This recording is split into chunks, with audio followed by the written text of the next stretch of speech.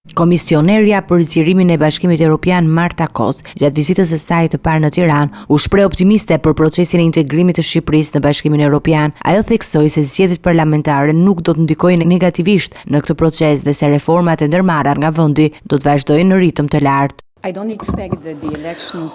Unë nuk pres që zgjedhjet të ngadalsojnë procesin e integrimit në BE, sepse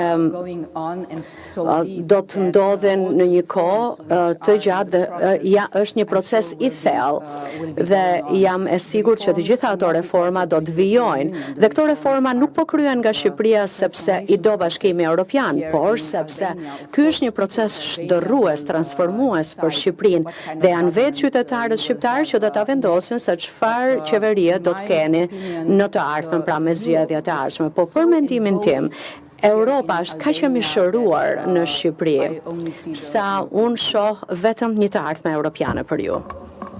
Ajo shpreh se negociatat po ecin me hapa konkrete, me hapjen e kapitujve të parë dhe angazhimin për përmbytjen e tyre brenda fateve të përcaktuara. Dhe ju citoj kur ju thoni që dëshironi që negociatat të përmbyllen deri në fund të vitit 2027.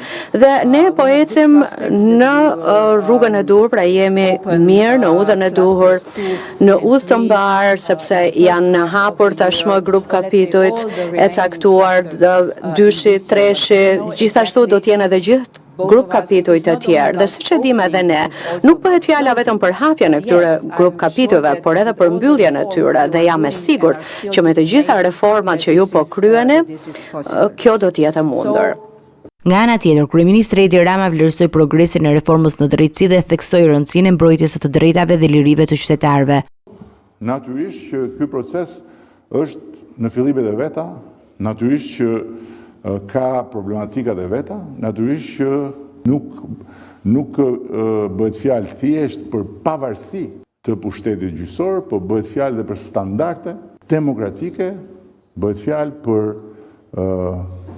mbrojtjen nga vetë pushteti gjyqësor, i lirive dhe drejtave të njerëzit e tjerë etj etj. Ky është proces. Dhe ne jemi të pangopur në këtë proces me rezultate. Duam më shumë në të gjitha proceset. Prandaj kemi ngritur edhe një komision parlamentar i cili do të jetë aty deri kur ne të futemi në Bashkimin Evropian. Gjatë takimit Marta Kos njoftoi se Komisioni Evropian do t'i lovrojë 1 miliard euro për Shqipërinë si pjesë e planit të rritjes së Bashkimit Evropian, një ndihmë e konsiderueshme për zhvillimin ekonomik të vendit. Në përfundim të vizitës, ai i dhuroi kryeministrit Rama një fanell me numrin 11 dhe flamurin e BE-s të stampuar mbi të, duke simbolizuar mbështetjen e Brukselit për rrugën e Shqipërisë drejt anëtarësimit.